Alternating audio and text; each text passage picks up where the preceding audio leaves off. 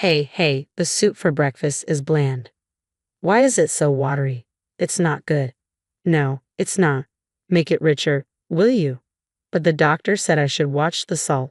Who cares? I love rich flavors. The one who's always complaining about the food is my mother-in-law, or MIL for short.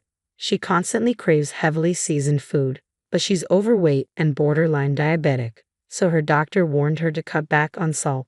She doesn't seem to care and just adds extra seasoning to whatever I cook. I was stunned by the unreasonable amount of salt and pepper she added to the soup I'd carefully prepared, even though I used low-sodium salt and seasonings.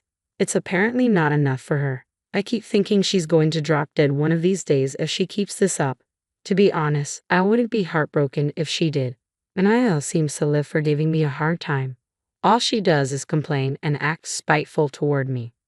I'm Alice, 29, working while also being a housewife. I've been married to my husband for 3 years, but we don't have any kids due to my infertility, and MIL never lets me forget it. You're worthless as a woman if you can't have children. You're defective. Wow, you should be grateful just to be kept in this house. You're right, I'm defective because we've tried so many times and I can't have kids. Talk about drawing a bad hand. Ha ha ha, how could you say such a thing?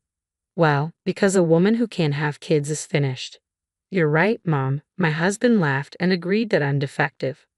I want a baby so badly. I've been going to the obstetrician while working, but nothing's working. It's physically and emotionally draining, so I've decided to stop the treatment. It also costs a lot, making it tough to continue for years on end. My husband used to say that spending money on fertility treatments was a waste, yet he pressured me to get pregnant quickly. What's the use of pressuring me if it's not happening?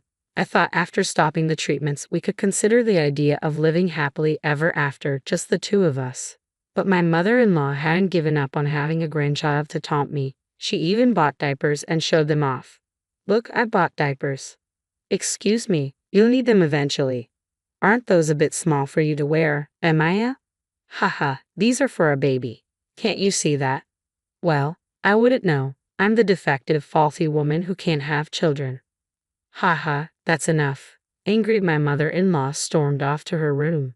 Thank God, I thought, already exhausted from work and not in the mood to deal with her snide comments any longer. She must really have nothing better to do than to make my life miserable. We had moved in with my in-laws after my father-in-law passed away a year ago.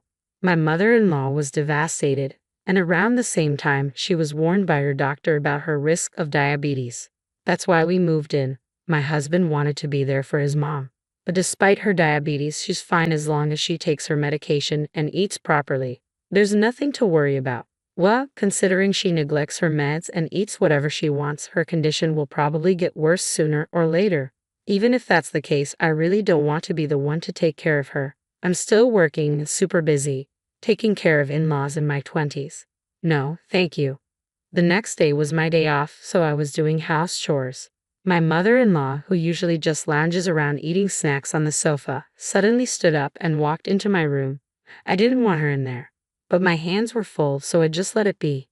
I cleaned your room for you. Haha. Oh, thank you, I said, sensing something fishy. I should switch rooms with my husband. You know, if you leave it such a messy room, you'll get bugs. Ha!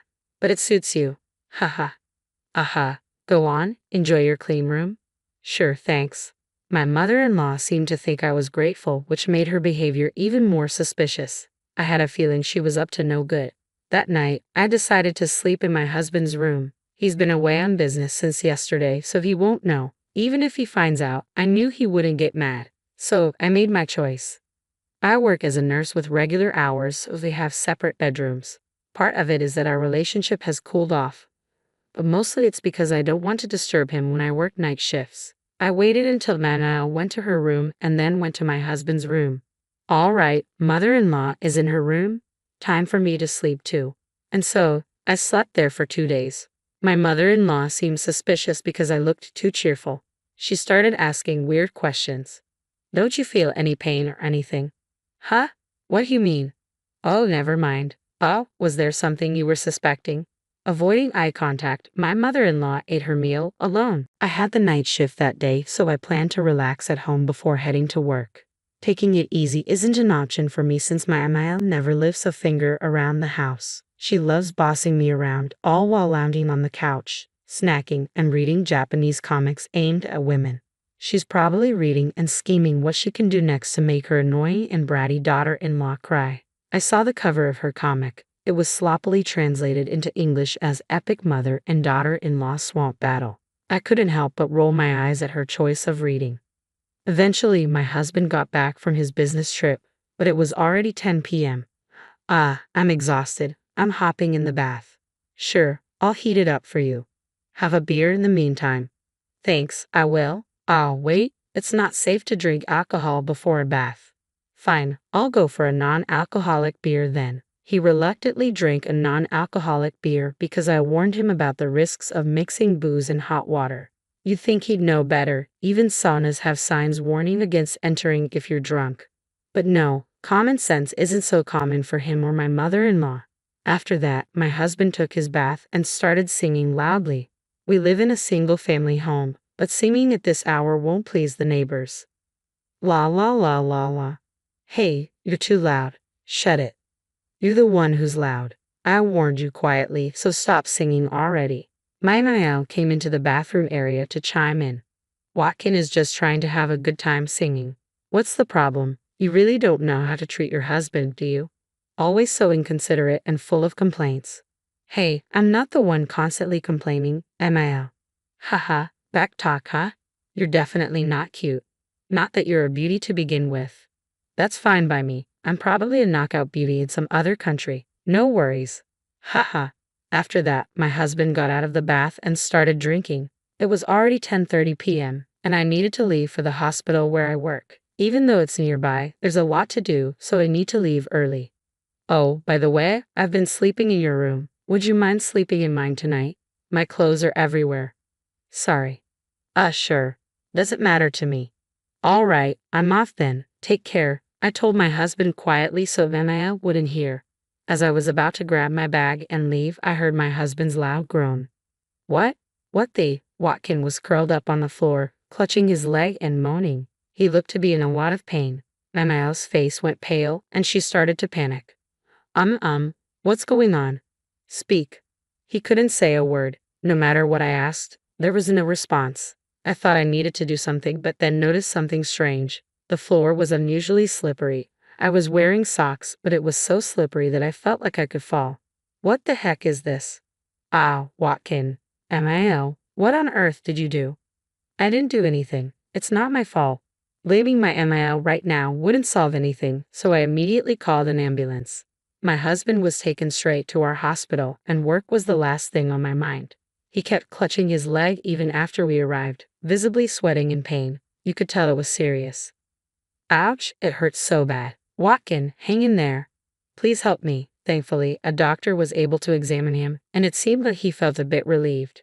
His leg was indeed broken, just as we suspected. He probably twisted his ankle the moment he slipped on that slick floor. It was a 5th metatarsal fracture, so it all added up. His foot was visibly swollen. Typically, people fracture this bone by tripping or putting all their weight on it. Speaking from experience, I twisted my ankle falling downstairs years ago. I heard a loud snap, and the pain was unbearable. I was also diagnosed with a 5th metatarsal fracture. I was lost in music while walking down the stairs, so it was quite embarrassing. I even lied to my close friends about it. Since his fracture didn't require hospitalization, my husband could come home. I was scheduled for a night shift, but my nursing supervisor insisted that I should take the night off. It's not a life or death situation, but I guess she was genuinely concerned. I survived, but now I've got a fever. Well, you broke your leg. Of course you'd get a fever. But why was the floor so slippery? Why don't we ask Manael about that? Haha, hey, what did you do to the floor in the room? Well, the floor was all slippery. That's why I slipped and fell. I could have seriously broken my leg. Well, that room is for my daughter-in-law, so I greased the floor. My mother-in-law confessed. I was hoping my daughter-in-law would slip, so I put a lot of grease on the floor.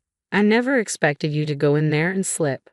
Unbelievable. It turns out my mother-in-law intentionally greased the floor to make me fall. She had claimed to have cleaned the room, but her actual intention was to put me in harm's way. I was furious. If I had entered that room, I might have broken my leg. No, breaking a leg would be the least of my worries. Hitting my head could have been fatal. My MIL was practically a criminal for doing something this dangerous. You're despicable. You're not even family to me anymore. I got seriously hurt because of you. I'm going to the police. Wait a minute. I didn't directly cause any harm, did I? Your wife is the one to blame. What? She told you to enter her room, didn't she? So this is all her fault. Shut up. That's not the point. You're getting arrested. My husband was furiously dialing the police. My MIL tried to snatch the phone away but couldn't overpower him. Even with a broken leg, my husband was still stronger. He was desperately holding onto his phone, speaking to the police.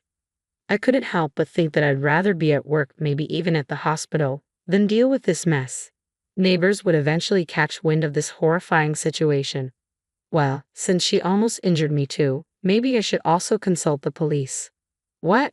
We don't know for sure, but she might be charged with attempted harm. Wait, no. I don't want to be taken to the police. Really? You knew the risks when you did this, or did you think you could just erase me from this world? Well, I did think it would be better if you just disappeared.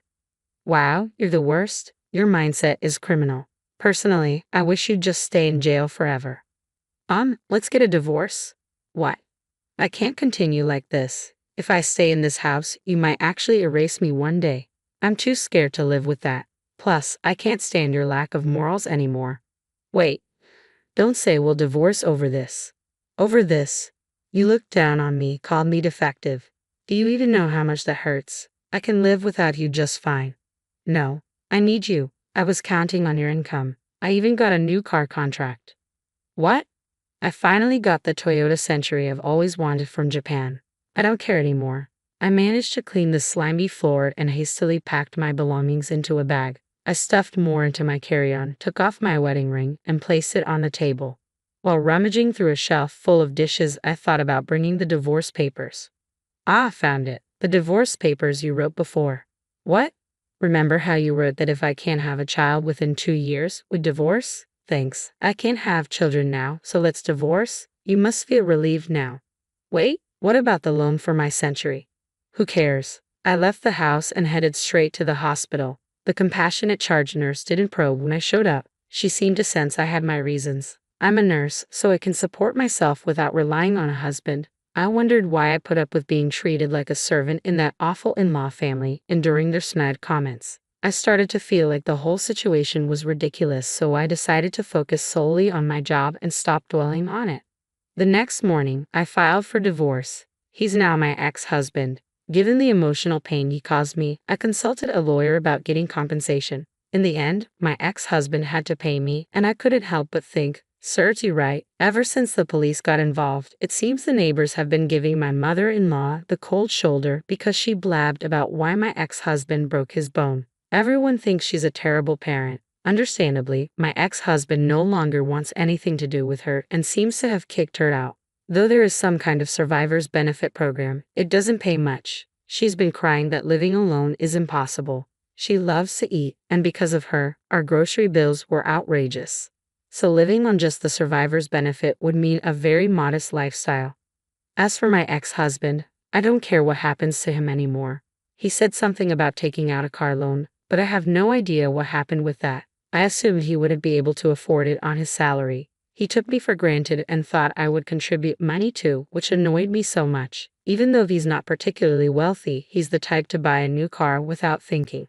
Later, I started dating a doctor at the hospital, and 2 years after that, we got married and were blessed with a child, which felt like a miracle after all I'd been through.